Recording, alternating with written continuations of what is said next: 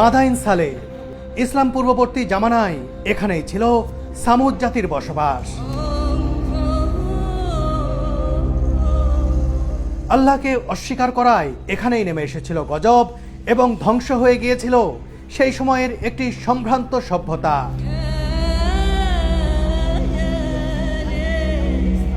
এসব দেখে নিজের চোখে বিশ্বাস করাই কঠিন যে কি এক সভ্যতা ছিল, আর কি তাদের কর্মকাণ্ড, কি তাদের বিশ্বাস। পবিত্র কোরআনে বর্ণিত সেই গজবের নিদর্শন ছড়িয়ে ছিটিয়ে আছে সৌদি আরবের আলুলা শহরের অদূরের এই প্রাচীন জনপদ মাদাইন সালে তথা হেগরায়।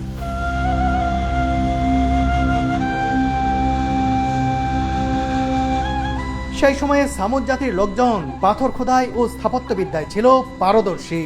পাহাড় কেটে বড় বড় প্রাসাদ ও সমাধিসৌধ বানাতো তারা। গজবে প্রায় সব কিছু ধ্বংস হয়ে গেলেও বিস্ময়কর সমাধিসৌধগুলো এখনো রয়ে গেছে। পরিবারের যখন যে সদস্য মারা যায় তখন তাকে এভাবে একে একে একে একে তাদেরকে কবর দেয়া হয়। দিতে দিতে ফ্যামিলির সব সদস্য যখন শেষ হয়ে যায়, সেই ফ্যামিলির আর কোনো সদস্য বেঁচে থাকে না, তখন কিন্তু এই যে কক্ষ, সমাধি কক্ষ, এই সমাধি কক্ষের এই দরজাটি একেবারেই বন্ধ করে দেয়া হয়। কি অদ্ভুত কবরের সিস্টেম! আর এরা নাকি মরার পর দুইটা লেয়ার দেয়। প্রথমে হচ্ছে একটা নরমাল কাপড়, পরে লেদার দিয়ে মুড়ায়, তারপর ওরা হচ্ছে আঠা দেয়, বিভিন্ন দ্রব্য ব্যবহার করে যাতে না পচে। এখানে এখন আর কোনো মানুষ বসবাস করে না, যে কারণে এটিকে বলা হয় মৃতের শহর। এটি আসলে দুনিয়ার কোনো জায়গা মনে হচ্ছে না, মনে হচ্ছে ভিন্ন কোনো গ্রহে চলে এসেছি। দেখুন সামনের দৃশ্য দেখুন। তাবুক সফরের সময় মহানবী সাল্লাল্লাহু আলাইহি ওয়াসাল্লাম এই জায়গাটি শনাক্ত করেছিলেন এবং এখানে মুসলিমদের আসার ব্যাপারে সতর্ক করে দিয়েছিলেন। কিন্তু 2019 সাল থেকে এটিকে কেন্দ্র করে পর্যটন বিকাশে মনোযোগ দিয়েছে সৌদি সরকার। প্রতিদিনই দুনিয়ার বিভিন্ন প্রান্ত থেকে পর্যটকরা আসছেন এই নিদর্শন দেখতে। বন্ধুরা, এই ভিডিওতে মাদাইন সালের সেই প্রাচীন ইতিহাস ও বর্তমান অবস্থা তুলে ধরার পাশাপাশি জানানোর চেষ্টা করব যে নবীজির সতর্কবার্তার পরও ঠিক কী কারণে বা কোন যুক্তিতে এই জায়গাটি পরিদর্শনের সুযোগ করে দেওয়া হচ্ছে।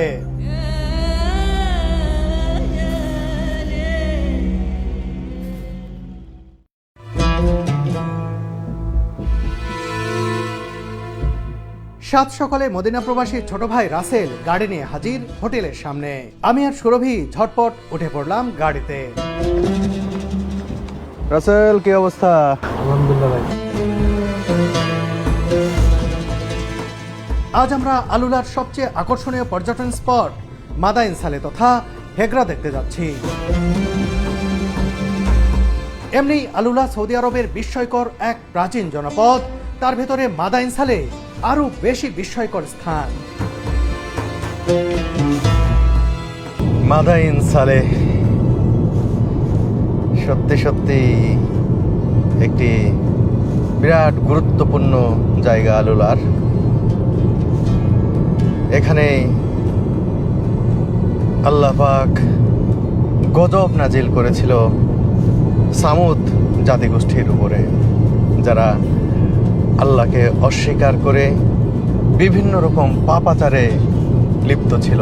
সেই জায়গাতেই যাচ্ছি আমরা।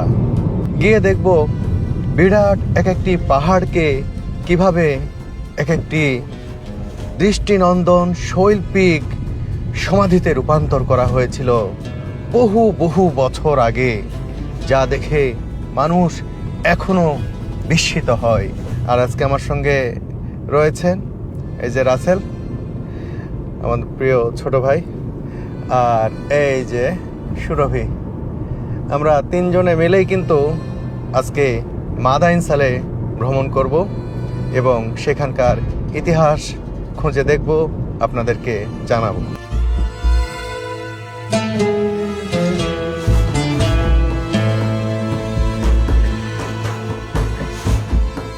বন্ধুরা, আমরা শুরুতেই যাব এখানকার উইন্টার পার্ক নামে যে জায়গাটি রয়েছে যেখান থেকে আমরা টিকিট কেটেছিলাম সেই জায়গায় যাব। সেখানে বাস থাকবে, বাসে করে আমাদেরকে হেগরায় অর্থাৎ সেই মাদাইন সালেহতে নিয়ে যাওয়া হবে, আবার ঘুরিয়ে উইন্টার পার্কে নিয়ে এসে আবার নামিয়ে দেওয়া হবে। বলে রাখি, মাদাইন সালেতে যেতে হলে আগের দিনই কিন্তু টিকিট বুকিং দিতে হবে। যেদিন যাবেন সেদিন টিকিট বুকিং দিলে আপনারা যেতে পারবেন না, সেই সিস্টেমটা এখানে নেই। আগের দিন টিকিট বুকিং দিতে হয় এবং প্রতিজনের জন্য টিকিটের মূল্য হচ্ছে 95 সৌদি রিয়াল। এটি আগে কম ছিল, 70 ছিল, সেটি বাড়ানো হয়েছে। আর কিছু অনলাইন এই টিকিটগুলো বিক্রি করে, তাদের কাছে দেখলাম তারা দর হাঁকছেন 150 রিয়াল করে। তো আপনারা অনলাইনে কাটবেন না, আপনারা যদি যেদিন এখানে আসবেন আলুলাই সেদিন সন্ধ্যার মধ্যেই বা বিকেলে যখনই হোক 8টা পর্যন্ত খোলা থাকে টিকিট কাউন্টার সেই উইন্টার পার্কে। সেখানে গিয়ে কিন্তু 95 রিয়াল দিয়েই আপনারা কিনতে পারবেন প্রতিজনের জন্য। সে বাংলাদেশি টাকা হিসাবে প্রায় 3000 টাকার মতো পড়বে প্রতিজনের।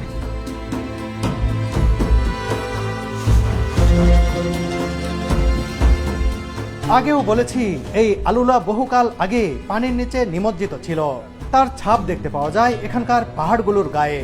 ধারণা করা হয় নূহ আলাইহিসসালামের সময় যে মহাপ্লাবন হয়েছিল তখনই পাহাড় সমেত এই অঞ্চল পানির নিচে তলিয়ে গিয়েছিল এবং হাজার হাজার বছর পানির নিচে নিমজ্জিত ছিল। ইতিহাস বলছে দ্বিতীয় মানব সভ্যতার নবী নূহ আলাইহিসসালামের ছেলে ছিলেন সাম। হযরত সালেহ আলাইহিসসালাম ছিলেন সেই সামের বংশধর এবং তিনি সামুদ জাতির নবী ছিলেন। আজকের গন্তব্যস্থল মাদাইন সালেহ বা সালের শহর ছিল তাদের সেই আবাসস্থল।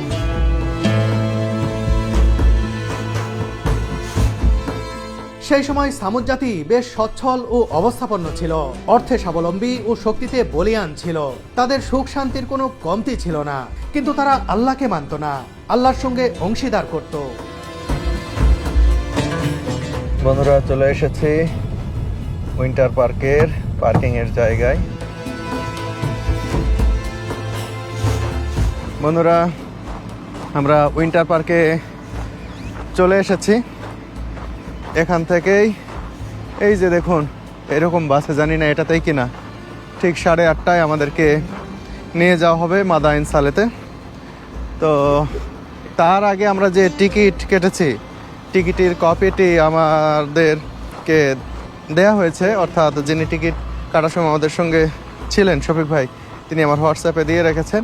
সেই টিকিটটি এইখানে কর্মকর্তা বসেন, নারী কর্মকর্তা, তাকে দেখাতে হবে। তিনি যাচাই বাছাই করেই কিন্তু এই গাড়িতে উঠিয়ে নেবেন আর কি। বন্ধুরা, এই যে আমাদের টিকিটগুলো চেক করছেন একজন কর্মকর্তা, নারী কর্মকর্তা।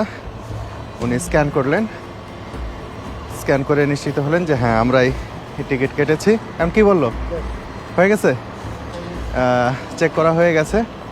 আর এই যে বাস আমাদের জন্য ওয়েট করছে, জার্নি থ্রু টাইম বাসের সামনে লেখা রয়েছে এই বাসে। আর দেখুন আলুলাও লেখা রয়েছে এই বাসে। এই বাসে করেই আমাদেরকে নিয়ে যাওয়া হবে সেই হেগরায়।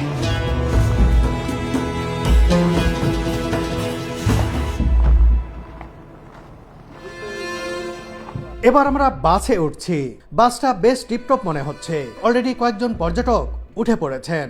ভেতরের নীলাভ আলোয় সুবিধাজনক সিট খুঁজতে থাকলাম আমরা বসার পর রাসেলও চলে এলো। রাসেল, এখানে বসো, ওই সাইডে বসো। আল্লাহ সরাসরি নাকি ওই জায়গার ওই অঞ্চলের মানুষের উপর গজব নাজিল করছিল। এইটা মানে শুনেই কেমন একটা লাগছে, যে কেমন ধরনের জাতি তারা ছিলেন, জায়গাটাই বা কেমন। অনেক ধরনের বিষয় কাজ করছে ভেতরে, যাই দেখি কেমন।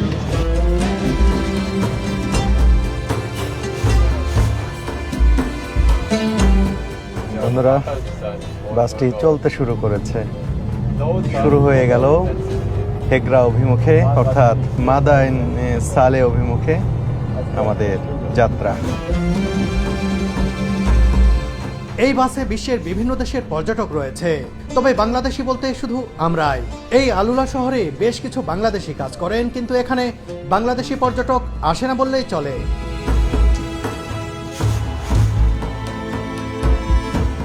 আমাদের বাস ছুটে চলেছে মাদাইন সালের দিকে। অদ্ভুত ভূপ্রকৃতির আলুলা দেখছি আর ভাবছি মাদাইন সালের সেই সময়ের মানুষদের কথা। কতই না জ্ঞানী অথচ আল্লাহর বিরুদ্ধাচারণকারী ছিল তারা।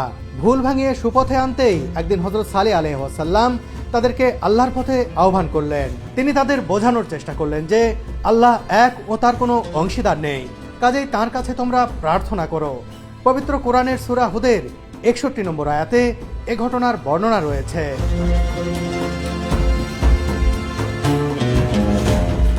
হযরত সালেহ আলাইহিস সালামের আহ্বানে নগণ্য গুটি কয়েক ছাড়া আর কেউ সাড়াই দিল না। সতর্কবার্তাও এড়িয়ে গেল। তারা তাদের প্রাসাদ, অর্থবৈভব ও বিলাস সামগ্রী নিয়ে গর্ব অহংকার করল। বলল, নবী হলে তো আমরাই হব, সালেহ কেন হবে? পবিত্র কোরআনে সূরা সাদের 8 নম্বর আয়াতে ইরশাদ হয়েছে, আমাদের মধ্য থেকে কি তার উপরই আল্লাহর নসিহত নাজির হলো? কতটা অহংকারী না ছিল সামুদ জাতিগোষ্ঠীর মানুষেরা। চলতে চলতে আমরা পৌঁছে গেলাম মাদাইন সালের একেবারে প্রবেশ মুখে।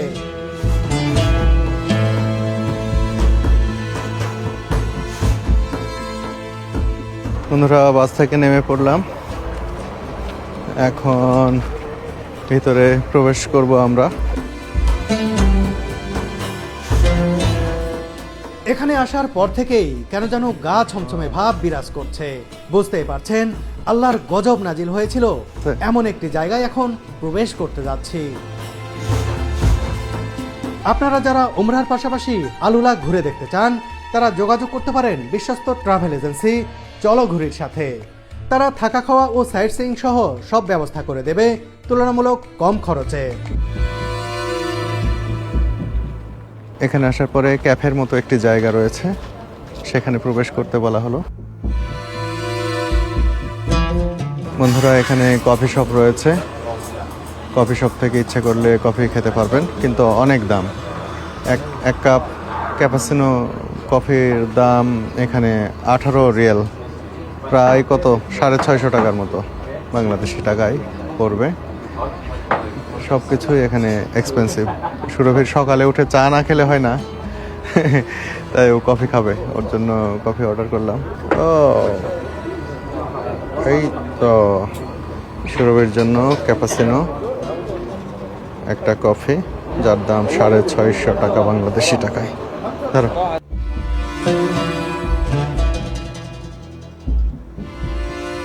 বন্ধুরা, এবার আবার এই বাসে উঠতে হলো। এদিকে অনেকগুলো জিপ রয়েছে, কিন্তু জিপে নয়, বাসেই উঠতে বলা হলো আমাদেরকে।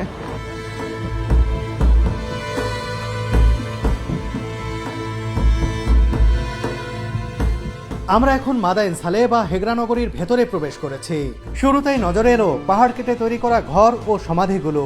বড় বড় প্রাসাদ ও পাহাড় কেটে দালান কোঠা বানাতো তারা।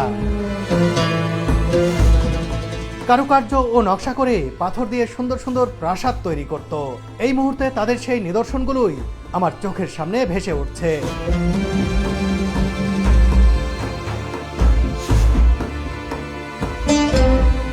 এখানেই আল্লাহর গজবে ধ্বংস হয়েছিল সামুদ জাতি। অনেক ইসলামিক স্কলার মনে করেন সামুদ জাতি পরবর্তীতে নাবাতেয়ান হিসেবেও পরিচিতি লাভ করে। এখান থেকে 500 কিলোমিটার দূরে অবস্থান জর্ডানের পেট্রা নগরী। সেখানকার নাবাতেয়ান জাতির সাথে এখানকার নাবাতেয়ানদের সম্পর্ক রয়েছে বলে ধারণা করা হয়।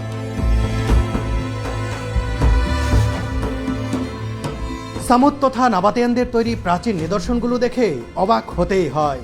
এখানে গজব নেমে আসার আগে সালেহ আলাইহিস সালাম আল্লাহর নবী হিসেবে কত চেষ্টাই না করেছিলেন তাদের সুপথে ফিরিয়ে আনতে, কিন্তু তার কথা তো শুনলই না। উল্টো সালেহ আলাইহিস সালামের কাছে নবী হওয়ার প্রমাণ চেয়ে বসলো তারা দাবি করলো, আপনি যদি বাস্তবিকই আল্লাহর নবী হয়ে থাকেন তাহলে আমাদের এখানকার পাহাড়ের ভেতর থেকে একটি 10 মাসের গর্ভবতী, সবল ও স্বাস্থ্যবতী উট বের করে দেখান। সালেহ আলাইহিস সালাম বললেন, তোমরা যদি আল্লাহর প্রতি ঈমান আনার প্রতিশ্রুতি দাও তবে আমি তাই করে দেখাবো। তারা প্রতিশ্রুতিও দিল। হযরত সালেহ আলাইহিস সালাম আল্লাহর কাছে দোয়া করলেন, আল্লাহ তার ডাকে সাড়াও দিলেন। একটি গর্ভবতী ও দুগ্ধবতী উট বের হয়ে এলো পাথরময় পাহাড় থেকে। কোরআনে এটিকে আল্লাহর উট বলে আখ্যায়িত করা হয়েছে। এই বিস্ময়কর মজেজা দেখে কিছু লোক তৎক্ষণাৎ ঈমান আনলো, অন্যরা ঈমান আনতে চাইলে সমাজপতিরা বাধা দিল। এরপরের ঘটনা প্রবাহ ভীষণ মর্মান্তিক, যা ধীরে ধীরে আপনাদের সামনে আমি তুলে ধরব। চলতে চলতে আমরা চলে এসেছি মাদায়েন সালের অন্যতম দর্শনীয় স্থান জাবাল ইদলিবের কাছে। জাবাল ইদলিবে নাবাতিয়ানদের বেশ কিছু গুরুত্বপূর্ণ নিদর্শন রয়েছে। আমাদের সব কিছু ঘুরে দেখাবেন একজন নারী গাইড ও একজন পুরুষ নিরাপত্তা কর্মকর্তা। পরিদর্শন শুরুর আগে তারা বিভিন্ন নিয়মকানুন সম্পর্কে আমাদের অবহিত করলেন। এবার সবাই এগিয়ে যেতে থাকলাম জাবাল ইদলিবের দিকে। এই মাটিতে হাঁটছি আর ভাবছি, এই সেই জায়গা, এখানেই আল্লাহ পাক গজব নাজিল করেছিলেন। এই পাহাড়গুলো সেই ঘটনারই নীরব সাক্ষী। জাবাল ইদলিবের কাছে আসতেই বিরাট একটি গুহা তথা নাবাতিয়ানদের তৈরি হলরুম দেখতে পেলাম। কতই না দক্ষতার সাথে পাহাড় কেটে দিওয়ান নামের এই হলরুমটি তৈরি করেছিল তারা।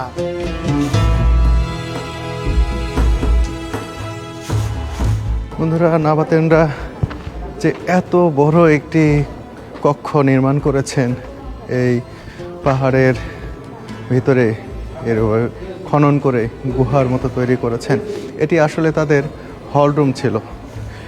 তারা এখানে বসতেন, তাদের সোসাইটির বিষয়ে সেই সময়ে বিভিন্ন সিদ্ধান্ত নিতেন। এখানে কিন্তু সবাই আসতে পারতেন না। নাবাতিয়ানদের মধ্যে যারা নেতা গোছের ছিলেন তারাই শুধুমাত্র এখানে আসতে পারতেন। এবং এত বড় করে তৈরি করা হয়েছে, সেই সময় তো আর মাইক ছিল না, যাতে কথা বললে কথাটা খুব ভালোভাবে শোনা যায়। স্পেস বড় হলে তারা মনে করতেন যে তাদের কথাগুলো খুব ভালো শোনা যাবে, সে কারণেই নাকি তারা এটি অনেক বড় করে তৈরি করেছিলেন এই হলরুমটি।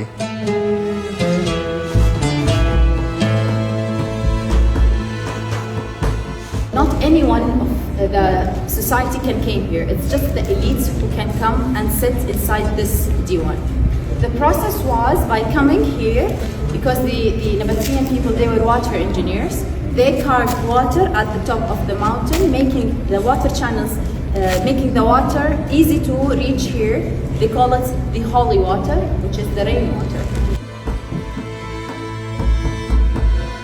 বৈঠক ছাড়াও বিভিন্ন অনুষ্ঠান, ভোজ, গান কিংবা আনন্দ আড্ডাও হতো এখানে। এখানে দুটি পাহাড়ের মাঝে প্রাকৃতিকভাবে একটি সুড়ঙ্গ বা গলিপথ তৈরি হয়েছে, যার দুই পাশে নাবাতিয়ানদের হাতের লেখা প্রতীকী উপাসনালয় ও তাদের কল্পিত স্রষ্টার প্রতিচ্ছবি খোদাই করা হয়েছে। এটিও একটি উপাসনালয়। উপরের লেখাটি বিশ্লেষণ করে আমাদের গাইড বললেন, সেই সময় সিরিয়া থেকে আসা একজন ব্যক্তি তার মনোনীত স্রষ্টা আয়রার উদ্দেশ্যে এই উপাসনালয়টি তৈরি করেন এবং উপরে লিখে রাখেন, এখানে আসা যে কেউ এই উপাসনালয়ে প্রার্থনা করতে পারবে। আসলে সামুদ তথা নাবাতিয়ানরা একাধিক স্রষ্টায় বিশ্বাস করতেন। এ নিয়ে তাদের মধ্যে কোনো বিদ্বেষ ছিল না। যে যার মতো নিজের মনোনীত স্রষ্টার আরাধনা করত। এ কারণে এখানে বিভিন্ন ধরনের উপাসনালয়ের দেখা মেলে। এখানেও তারা কিন্তু খোদাই করে রেখেছেন। তারা যে স্রষ্টাকে বিশ্বাস করতেন সেটিকে তারা ঈগল হিসেবে ভাবতেন। তারা মনে করতেন যে তাদের স্রষ্টা ঈগলের মতো মহাশূন্য থেকে এই পৃথিবীতে নেমে আসতে পারেন, বা তারা তাদের স্রষ্টাকে ঈগল হিসেবেই, সিম্বলিক হিসেবে তারা ধরতেন, মনে করতেন। সে কারণেই কিন্তু তাদের বিভিন্ন ভাস্কর্যে ঈগলকে প্রাধান্য দেওয়া হয়। দেখুন, এখানে একটি ঈগল খোদাই করা হয়েছে এই পাথরে বহু বছর আগে, যদিও ঈগলের মাথা এখন আর দেখতে পাওয়া যাচ্ছে না। আর ঠিক এর নিচেই দেখুন তাদের উপাসনালয়ের মতো করে কিছু একটা বানানো হয়েছে, বহু বছরের পুরনো। দেখুন এই পাথরের গায়ে, এই পাহাড়ের গায়ে তারা এভাবে কিন্তু খোদাই করেছেন। ঠিক এদিকেও দেখুন তাদের যে ধর্মবিশ্বাস, তারা যেটিকে মনে করতেন স্রষ্টা বা ধর্ম, সেই বিশ্বাস অনুযায়ী কিন্তু এখানে অনেক কিছু খোদাই করে রেখেছেন।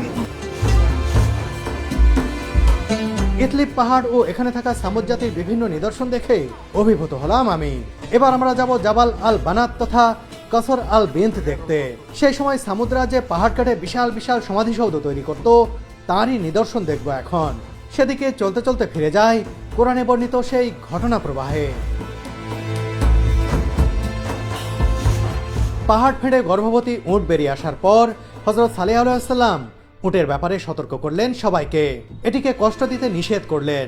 একই কূপ থেকে উট ও অন্য জন্তুদের পানি পান করাতো তারা। উট পানি পান করলে পানি দ্রুত শেষ হয়ে যেত। সালেহ আলাইহিসসালাম উটের জন্য একদিন ও অন্য পশুদের জন্য একদিন নির্ধারণ করে দিলেন। অনেকেই সালেহ আলাইহিসসালামের কথা মেনে নিল। এভাবে কিছুদিন চলল। তারা উটনি ও তার বাচ্চাদের কাছ থেকে উপকৃত হলো। এর মধ্যে তারা পানি নিয়ে উটের দিনটাকে ঝামেলা মনে করলো এবং উটটিকে হত্যা করতে ফন্দি আঁটলো। একসময় সামুদ জাতির মিজদা ও কাসার নামের দুই যুবক বিভিন্ন প্রলোভনের নেশায় মত্ত হয়ে উটটিকে হত্যা করলো। সূরা আরাফের ৭৭ নম্বর আয়াতে আল্লাহ তাআলা সেই অবস্থার বিবরণ দিয়ে বলেন, অতঃপর তারা উটনিকে হত্যা করলো এবং সেও প্রতিপালকের আদেশ অমান্য করলো। তারা বলল, হে সালেহ, এবার নিয়ে এসো যা দিয়ে আমাদের ভয় দেখাতে, তুমি যদি নবী হয়ে থাকো। এরপর সামুদ জাতির এমন দাম্ভিকতা বেশিক্ষণ আর স্থায়ী হয়নি। Our next stop is Jabal al-Banat.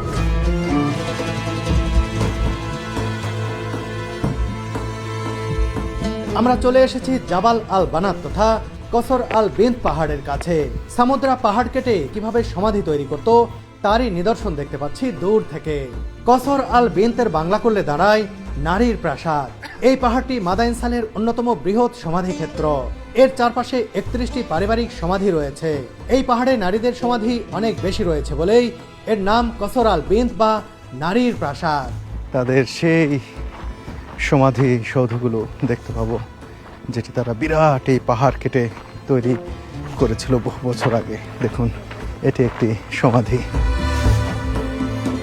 Here we are at the Girls Mountain. Why do we call it the Girls Mountain? Because we have here in this mountain 31 family tombs. The majority of it belong to women.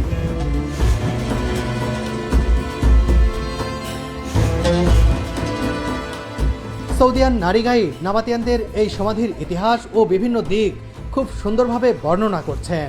সেই সময় নাবাতিয়ান তথা সামুদ্রা বিভিন্ন স্থানে ঘুরতে যেত এবং বিভিন্ন প্রান্তের পর্যটকদের স্বাগত জানাতো এখানে। তাই তো তাদের এই স্থাপনায় গ্রিক সহ বিভিন্ন সভ্যতার ছাপ পাওয়া যায়। এখানে দেখুন, দরজার দুই পাশের দুটি পিলার রোমান সভ্যতার স্থাপত্য রীতির পরিচয় বহন করে এবং পিলারের উপরে বসানো হয়েছে নাবাতিয়ানদের ক্রাউন তথা মুকুটের অবয়ব। আর দরজার উপরে রয়েছে ঈগলের মূর্তি। নাবাতিয়ানদের অনেকে গডেস দুশারাকে স্রষ্টা মনে করত এবং তারই প্রতিচ্ছবি হলো ঈগল। আর ঈগলের নিচে রোমান ধাঁচের ট্রায়াঙ্গেলের ভিতরে খোদাই করা হয়েছে গ্রিক পুরাণের চরিত্র মেসুদার মুখাবয়ব, যার মাথায় চুলের পরিবর্তে থাকতো অজস্র সাপ। গ্রিক পুরাণ অনুসারে মেসুদার দিকে কেউ তাকালে সে পাথর হয়ে যেত সাথে সাথে। নাবাতিয়ানরা মনে করত সব রকম অমঙ্গল থেকে এই সমাধিসৌধকে রক্ষা করছে মেসুদা। আর ঈগলের উপরে যে শিলালিপি দেখতে পাচ্ছেন, এখানে এই সমাধির মালিকের পরিচয়, গোত্র পরিচয় এবং সেই সময়ের নগর শাসক সম্পর্কে সংক্ষেপে লেখা রয়েছে। শিলালিপি অনুসারে এই সমাধির মালিক ঈদ ইবনে ওবায়দা, যিনি এখানকার সেনাপ্রধান ছিলেন। সেই সময়ে নাবাতিয়ান জনগোষ্ঠীর মধ্যে যারা সবচেয়ে প্রভাবশালী ছিলেন, ধনী ছিলেন, তাদেরকেই এভাবে সমাহিত করা হতো। এবং এখানে অনেক কিছু সিম্বলিক হিসাবে রাখা হয়েছে। ঠিক উপরে দেখতে পাচ্ছেন 5টি সিঁড়ির মতো রয়েছে। এই 5টি সিঁড়ি রাখার কারণ তারা মনে করতেন যে এই 5টি সিঁড়ি বেয়ে তারা স্বর্গে চলে যাবেন। তারা মনে করতেন যে মানুষ কখনো একেবারে মরে গেলে নিঃশেষ হয়ে যায় না, পরবর্তী জন্ম হবে তাদের, সেই বিশ্বাস তারা রাখতেন এবং এভাবে সিঁড়ি তৈরি করতেন যে মৃত্যুর পরে তাদেরকে এখানে সমাহিত করা হয়েছে। একসময় তারা সেই সিঁড়ি বেয়ে চলে যাবেন পরবর্তী জন্মে অথবা স্বর্গে।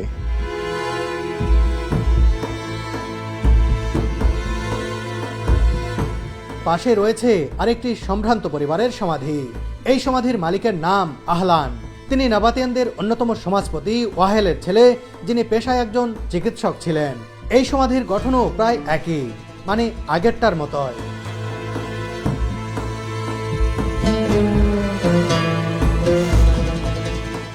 এই পাহাড়ে এভাবে একাধারে 31টি পারিবারিক সমাধি কক্ষ রয়েছে। তারা খুব যত্ন করে সমাধিগুলো তৈরি করেছে। এর মধ্যে কিছু কিছু সমাধি কক্ষ নাকি বাসস্থান হিসেবেও ব্যবহার করেছে সামুদ্রা। বন্ধুরা দেখতে পাচ্ছেন যে একের পর এক অনেকগুলো কবর। এই সমাধিগুলো তাদের গুরুত্ব অনুসারে কিন্তু তৈরি করা হয়েছে। ওই দিক যে বড় বড় ক্রমেই বড় ওইদিকে, আর এইদিকে যত এসেছে তত ছোট হয়েছে। তাদের সামাজিক গুরুত্ব অনুসারেই কিন্তু তাদের এই সমাধি ক্ষেত্র বা এই সমাধিগুলো ছোট বড় সেভাবেই কিন্তু তৈরি করা হয়েছে।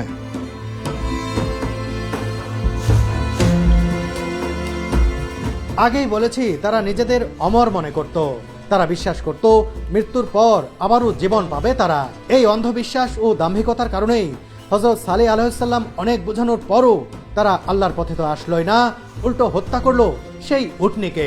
সালেহ আলাইহিসসালাম উটটিকে হত্যার কথা শুনে লোকজনের কাছে গেলেন, তাদেরকে আযাবের দিনক্ষণ জানিয়ে দিয়ে বললেন, তোমরা নিজেদের ঘরে আরো 3 দিন বাস করে নাও। প্রথম দিন তাদের সবার মুখমণ্ডল হলদে ফ্যাকাশে, দ্বিতীয় দিন লাল এবং তৃতীয় দিন ঘোর কালো হয়ে গেল। এক শনিবার ভোরে গগনবিদারী গর্জন, মুহুর্মুহু বিজলির চমক আর ভয়াবহ ভূমিকম্পে তাদের মৃত্যু হলো। তারা নিজ নিজ ঘরে মুখ থুবড়ে পড়ে রইল। পবিত্র কোরআনে সূরা আরাফের ৭৮ নম্বর আয়াতে বলা হয়েছে, অতঃপর ভূমিকম্প তাদের পাকড়াও করলো, ফলে সকালবেলা নিজ নিজ ঘরে তারা উপুড় হয়ে পড়ে রইল।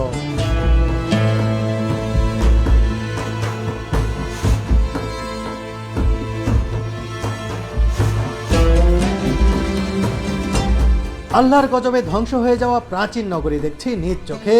এই অনুভূতি পুরোপুরি বোঝানোর কোনো ভাষা আমার জানা নেই। এমনভাবে তাদের ধ্বংস করা হয়েছে, বসতি নিশ্চিহ্ন হয়ে গেলেও আলামত হিসেবে টিকে রয়েছে তাদের সমাধিসৌধগুলো।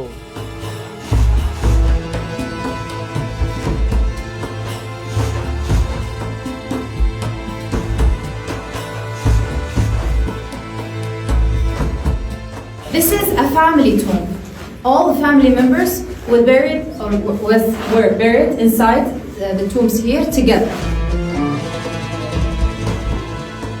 পরিবারের যখন যে সদস্য মারা যায় তখন তাকে এভাবে একে একে একে একে তাদেরকে কবর দেয়া হয়। দিতে দিতে ফ্যামিলির সব সদস্য যখন শেষ হয়ে যায়, সেই ফ্যামিলির আর কোনো সদস্য বেঁচে থাকে না, তখন কিন্তু এই যে কক্ষ, সমাধি কক্ষ, এই সমাধি কক্ষের এই দরজাটি একেবারেই বন্ধ করে দেয়া হয়। এরপরেও যদি ফ্যামিলি চলতেই থাকে তাদের বংশধারা, সেই ক্ষেত্রে হয়তো তারা পরবর্তীতে আরেকটি কক্ষ নির্মাণ করতেন।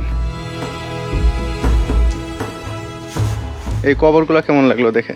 কি অদ্ভুত কবরের সিস্টেম। আর এরা নাকি মরার পর 2টা লেয়ার দেয়, মানে যে বডিটা মুড়ায়, প্রথমে হচ্ছে একটা নরমাল কাপড়, পরে লেদার দিয়ে মুড়ায়, তারপর ওরা হচ্ছে আঠা দেয়, বিভিন্ন দ্রব্য ব্যবহার করে যাতে না পচে। অয়েল দেয়, হ্যাঁ অয়েল দিয়ে ওরা হচ্ছে ওই বডিটা সুন্দর মতো কভার করে, গর্তের মতো করা আছে ওগুলা। আর এখানে দেখো, এখানে চলো দেখি, ঢুকো। বড় বড়, এটা আবার কিন্তু দেয়ালে না, বড় বড় গর্ত করা। এই তো ভিতরে ঢুকো না, এখানে থাকো। এই যে ভিতরে দেখতে পাচ্ছেন অনেক বড় বড় এখানে গর্ত রয়েছে। এই যে দেখুন, এই যে এই সব জায়গায় তারা কবর দিতেন। 1 2 3 4, অনেক বড় বড় কিন্তু এইগুলো। অদ্ভুত না কবরগুলো সুরভি? একদমই অদ্ভুত, মানে এখনো যে এভাবে আছে, এভাবে দেখতে পাবো। বন্ধুরা দেখুন, তাদের যে কক্ষেই যাবেন সেই কক্ষে এরকম অনেকগুলো করে কবর দেখতে পাবেন। এই যেখানে 3টি পরপর 3টি কবর, এবং এগুলো কিন্তু গর্ত করা হয়েছে এবং অনেক বড় করে। আর এখানে লম্বালম্বি একটি গর্তের মতো রয়েছে, এখানে হয়তো কেউ সমাহিত রয়েছে।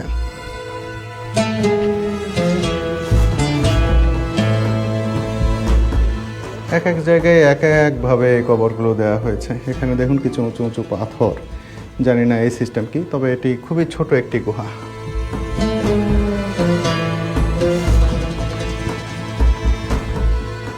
অনেক কবর দেখুন, এখানেও বিভিন্ন ধরনের এইরকম বড় বড় কবর যেমন রয়েছে, এর ওয়ালেও কিন্তু কবরের এগুলো দেখছি। বন্ধুরা দেখুন, এই একটি সমাধি কক্ষ, এইদিকে সমাধিগুলো রয়েছে। আর এই যে এখানে দেখুন, তারা পশুর প্রতিকৃতি এঁকে রেখেছেন এই সমাধি কক্ষের যে দরজার উপরে। আসলে তারা কতটা সৃজনশীল ছিলেন এগুলো দেখলে সহজেই অনুমান করা যায়। প্রত্যেকটি, এটি আবার অনেক বড়। দেখুন একটু ঢুমারি, হায় হায় কত বড় সমাধি কক্ষ এক একটি।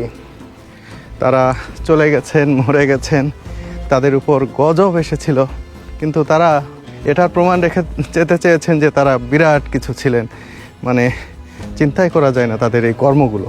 দেখুন এখানে তাদের স্রষ্টার, তারা যাকে স্রষ্টা মনে করতেন সেই ঈগল প্রতীকী হিসেবে সব জায়গায় তাদের ঈগল দেখতে পাবেন, ঈগলকেই তারা স্রষ্টা মনে করতেন।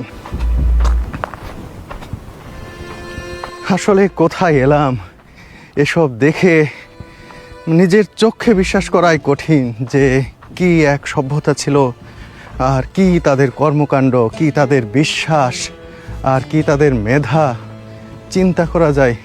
দেখুন একটি এখানেও কিন্তু ঈগল দেখা যাচ্ছে, দেখুন ওই যে তাদের দরজার উপরে।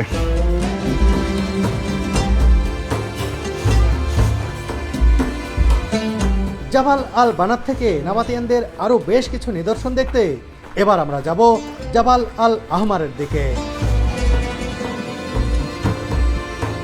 চারপাশের ভূমিরূপ আর অদ্ভুত আকৃতির পাহাড়গুলো দেখছি আর অবাক হচ্ছি। পাহাড় ঘেরা এই বিশাল সমভূমিতে গড়ে ওঠে হেগরা নগরী তথা মাদাইন সালে। বেলে পাথরের এই সমভূমি আর পাহাড়ি পাথরের স্তরগুলো গঠিত হয়েছে প্রায় 500 মিলিয়ন বছর আগে। কালের বিবর্তে পাথরগুলো ক্ষয়প্রাপ্ত হয়েছে। তাবুক সফরের সময় আলুলায় অবস্থান করেন মহানবী হযরত মুহাম্মদ সাল্লাল্লাহু আলাইহি ওয়াসাল্লাম। এ সময় তিনি মাদাইন সালে বা হেগরায় অবস্থান করার ব্যাপারে মুসলিমদের সতর্ক করে দেন। গজবের এই জায়গাটি তিনি দ্রুত অতিক্রম করার পরামর্শ দিয়েছিলেন।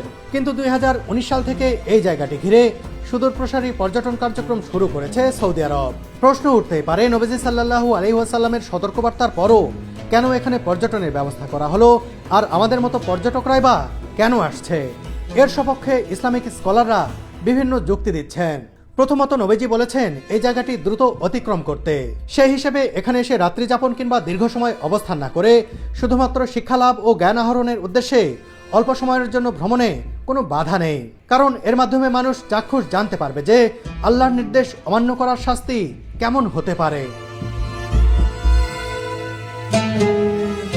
দ্বিতীয়ত, অধিকাংশ ইসলামিক স্কলাররাই মনে করেন নাবাতিয়ানরাই সামুদ জাতি। তবে অনেকেই আবার দ্বিমত প্রকাশ করে বলেছেন নাবাতিয়ানরাই সামুদ জাতি কিনা তা শতভাগ প্রমাণিত নয়। নাবাতিয়ানরা যদি সামুদ না হয়ে থাকে তাহলে তো এই স্থান নিয়ে নিষেধাজ্ঞার প্রশ্নটিও ফিকে হয়ে যায়। এ নিয়ে আমি কথা বলেছি মদিনা প্রবাসী content creator engineer Shahidul Islam ভাইয়ের সাথে। এ বিষয়ে তার বিস্তর জানাশোনা আছে, একই সাথে তিনি বেশ কয়েকবার এই জায়গায় এসেছেনও। ভিশন 2030 জন্য সেখানে প্রচুর কাজ শুরু করেছে এবং পর্যটক শিল্পকে একটা অন্য ধারে নিয়ে গিয়েছে। যখন শীতকাল তখন এখানে অনেকগুলো ইভেন্ট হয়ে যায় বিশ্বমানের, যেমন ঘোর প্রতিযোগিতা এবং অন্যান্য ইভেন্ট হয়ে থাকে, সেগুলো বিশ্বমানের হয় এবং সেগুলো দেখার জন্য সারা বিশ্বকে আমন্ত্রণ করা হয়।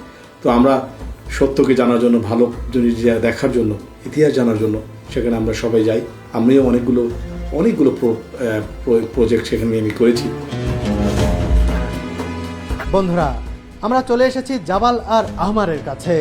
এই পাহাড়ে অনেকগুলো সমাধিসৌধ রয়েছে, প্রতিটি সমাধি কক্ষেই রয়েছে একাধিক ব্যক্তির কবর।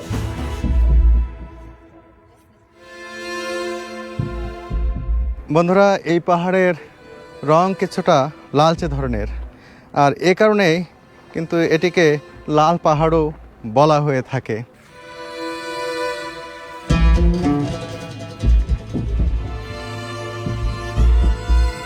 এখানে আমার ঠিক পেছনে এই যে সমাধি কক্ষটি দেখছেন, এই সোজা এই কক্ষে শায়িত রয়েছেন একজন সেই সময়ের অনেক বড় একজন বিজনেস উইমেন, মানে সেই সময়ের অনেক বড় একজন নারী ব্যবসায়ী, এবং তার ফ্যামিলি এখানে শায়িত রয়েছে, ফ্যামিলির মেম্বাররা। তো এই একটি সমাধি কক্ষেই সেই নারী ব্যবসায়ীর, সেই সময় নাকি তিনি বিরাট ধনাঢ্য ব্যবসায়ী ছিলেন সেই নারী, তার এই সমাধি কক্ষে তার পরিবারের 80 জনের মরদেহ খুঁজে পেয়েছিল 2018 সালে। যারা এইগুলো নিয়ে কাজ করছিলেন প্রত্নতত্ত্ব অধিদপ্তরের এখানকার, তারা কিন্তু এখানে তাদের ডেড বডিগুলো সেই সময়ে এমনভাবে মুড়িয়ে রাখা হয়েছিল, অনেকটা অক্ষত অবস্থায়ও নাকি বেশ কিছু ডেড বডি তারা এখান থেকে উদ্ধার করতে পেরেছিল। বেশি দিন আগের নয়, এই কয়েক বছর আগের কথা। আরও একটি আশ্চর্যের বিষয়, যে নারীটি প্রধান ছিলেন, যার ফ্যামিলির সমাধিক্ষেত্র এটি, তার গলায় নাকি একটি হার পাওয়া গিয়েছিল। কিসের হার কল্পনা করুন তো? সোনা, রূপা, হীরা, মানিক, মুক্তার হার? না, সেই হারটি ছিল খেজুরের তৈরি। খেজুর দিয়ে তৈরি হার হতে পারে, সেটি নাকি এখানে সংরক্ষণ করা হচ্ছে ভিজিটর সেন্টারে। যদি সুযোগ হয়, সময় হয়, আর যদি দেখতে পাই, তাহলে আমি অবশ্যই আপনাদের সেটি দেখাবো। আর এখানে মোট 19টি এরকম সমাধি কক্ষ রয়েছে। 19টি সমাধি কক্ষ রয়েছে। 19টি সমাধি কক্ষে এইরকম এক একটি সমাধি কক্ষে এক একটি ফ্যামিলির অনেকগুলো মানুষের কবর সমাহিত করা হয়েছে কিন্তু এখানে। বন্ধুরা, নাবাতিয়ানরা কিন্তু বিভিন্ন ধর্মবিশ্বাসী ছিলেন। তারা এক ধর্মে বিশ্বাস করতেন না। এ কারণে কিন্তু এখানে কোনো ঈগলের কোনো প্রতিচ্ছবি আমরা দেখতে পাচ্ছি না কোনো সমাধি কক্ষেই। এখানে দেখুন ফুলের প্রতিচ্ছবি রয়েছে। তারা ভিন্ন কিছুকে হয়তো দেবতা মনে করতেন, ভিন্ন কিছুকে তারা স্রষ্টা মনে করতেন, কিন্তু যারা ঈগলকে স্রষ্টা মনে করতেন তারাও কিন্তু এই যে তারা ঈগলকে স্রষ্টা মনে করেন না, সেটি নিয়ে তাদের কোনো মাথা ব্যথা ছিল না। এরকম বিভিন্ন ধর্মবিশ্বাসী, বিভিন্ন বিশ্বাসের মানুষ এখানে থাকতেন। জামাল আল আহমার দেখে এবার আমরা এগিয়ে চলেছি পরবর্তী স্পটের দিকে।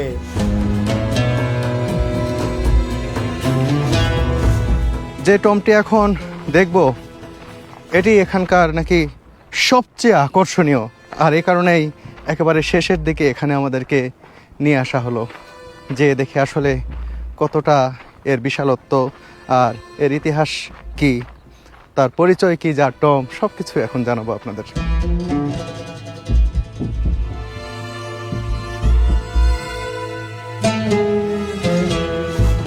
এখানকার এই সমাধিসৌধের নাম কাসর আল ফরিদ। এটি মাদায়েন সালের আইকনিক নিদর্শন। গুগলে মাদায়েন সালে বা হেগরা লিখে সার্চ দিলে এই টমটির ছবি সামনে চলে আসে।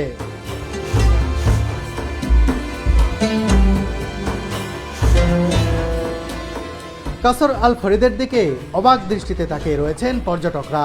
আস্ত পাহাড় কেটে কি এক বিস্ময়কর সমাধিসৌধ তৈরি করেছে নাবাতিয়ানরা। এটি এখানকার অন্য সব সমাধিসৌধ থেকে একেবারেই আলাদা, কারণ অন্য সবগুলো পারিবারিক সমাধিসৌধ, যেখানে প্রতিটি সমাধিকক্ষে একাধিক মানুষকে সমাহিত করা হয়েছে। কিন্তু কাসর আল ফরিদ এ কারণেই বিশেষ যে এখানে শায়িত রয়েছেন নাবাতিয়ান সমাজের খুবই গুরুত্বপূর্ণ ও সম্ভ্রান্ত একজন ব্যক্তি, যার নাম লিহিয়ান, যার বাবার নাম ছিল কুজা। এ কারণে এটিকে টম্ব অব লিহানও বলা হয়ে থাকে। তবে কোনো কোনো প্রত্নতাত্ত্বিক মনে করেন এখানে লিহানের পরিবারের অন্য সদস্যদের সমাধিও থাকতে পারে। আরেক কারণে এটি অন্যগুলো থেকে আলাদা। এর নিচের অংশ খেয়াল করলে দেখবেন যে এটি অসম্পূর্ণ। এটি তৈরির কাজ শেষ করতে পারেননি তারা, কিন্তু ঠিক কি কারণে এটির কাজ অসমাপ্ত রেখেছিল নাবাতিয়ানরা তা জানা যায় না। তবে এমন কি হতে পারে এটি তৈরির কাজ চলার সময়ই নেমে এসেছিল গজব? সত্যি এখানে আমি এসে একেবারে স্তম্ভিত, অভিভূত, মুগ্ধ। কি স্থাপত্যকর্ম তাদের, তাদের কি সমাধি! একটা মানুষের সমাধি যে এই রকম কারুকার্য খচিত হতে পারে, কেউ বানাতে পারে এই দুনিয়াতে, এখানে না এলে এটি বিশ্বাস করাই কঠিন। আর এই মুহূর্তে যেই টম্বের অর্থাৎ যেই সমাধি ক্ষেত্রের সামনে দাঁড়িয়ে রয়েছি, এটাই এখানকার মধ্যে সবচেয়ে বড়, যদিও এটি কিন্তু শেষমেশ অসম্পূর্ণ থেকে গেছে। এটি যদি একেবারে সম্পূর্ণ অবস্থায় আসতো তাহলে এটি যে কেমন লাগতো সেটি আসলে কল্পনারও অতীত। কিন্তু এখনই যে অবস্থায় রয়েছে, এর বিশালত্ব, এর কারুকাজ, এর সৌন্দর্য যে কাউকে একেবারে মুগ্ধ করে দেবে।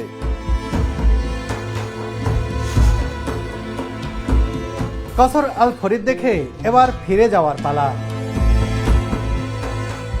এটি আসলে দুনিয়ার কোনো জায়গা মনে হচ্ছে না, মনে হচ্ছে ভিন্ন কোনো গ্রহে চলে এসেছি। দেখুন সামনের দৃশ্য, দেখুন কি পাহাড় কি এরকম হতে পারে, যে কারো কল্পনায় আসতে পারে, যে কেউ ভাবতে পারে এটা আমি কোথায় এলাম। সত্যি সত্যি এক ভিন্ন গ্রহে যেন চলে এসেছি আমি, আর এসে বিচিত্র এক অভিজ্ঞতা সঞ্চয় করলাম।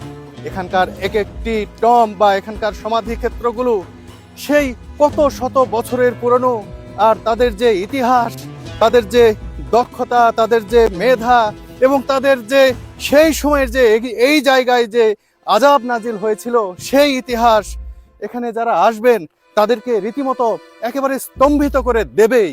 সত্যি হেগরা এসে আমি রীতিমতো মুগ্ধ, অভিভূত। এই মুগ্ধতা প্রকাশ করার সঠিক ভাষাই হয়তো আমার জানা নেই।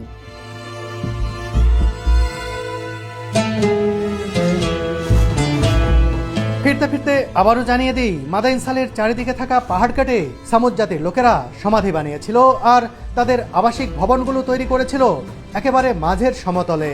আবারও বলছি, তাদের ঘরবাড়ি সব ধুলোর সাথে মিশে গেছে।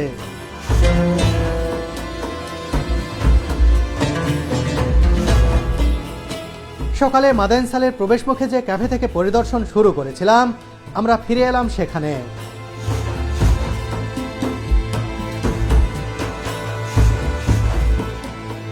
বন্ধুরা, এর ভিতরে বিভিন্ন পণ্য বিক্রি করা হচ্ছে, সাজিয়ে রাখা হয়েছে। এর পাশাপাশি আরও যদি ভিতরে যান, একটি প্রদর্শন কক্ষ দেখতে পাবেন। এখানে এক্সকাভেশনের মাধ্যমে, এখানে খননের মাধ্যমে তারা যে প্রত্নতাত্ত্বিক নিদর্শন পেয়েছেন সেগুলো এখানে রয়েছে। আর আমরা কিছুক্ষণ আগে যে একজন নারীর সমাধি গৃহ, সমাধিকক্ষ দেখে আসলাম, বলেছিলাম যে বিরাট ধনাঢ্য ব্যবসায়ী ছিলেন যে নারী, তার প্রতিকৃতি তৈরি করা হয়েছে 3Dর মাধ্যমে। সেটি ভিতরে গেলেই দেখা যাবে। ডিজিটাল প্রদর্শনী কেন্দ্রে প্রবেশ করে ডিসপ্লেতে দেখতে পেলাম রেড মাউন্টেন থেকে উদ্ধার করা সেই সম্ভ্রান্ত নারীর কঙ্কাল। এরপর দেখলাম মাথার খুলি থেকে কিভাবে ডিজিটাল ইমেজিং এর মাধ্যমে সেই নারীর পূর্বেকার চেহারা ফিরিয়ে আনা হয়েছে। দেখুন, নাবাতিয়ান সেই নারীটি দেখতে হুবহু এমনই ছিলেন। জানিয়ে রাখি, এই নারীটি দাঁতের অসুখ ও ঘাড়ের হাড়ের সমস্যায় মারা গিয়েছিলেন। ভাবুন তো, আধুনিক বিজ্ঞান কোথায় পৌঁছে গেছে। অবশেষে আমাদের মাদাইন সালে ভ্রমণ শেষ হয়ে গেল। এখন ফিরছি আলুলা শহরের দিকে। এই ভ্রমণের স্মৃতি কখনোই ভোলার নয়।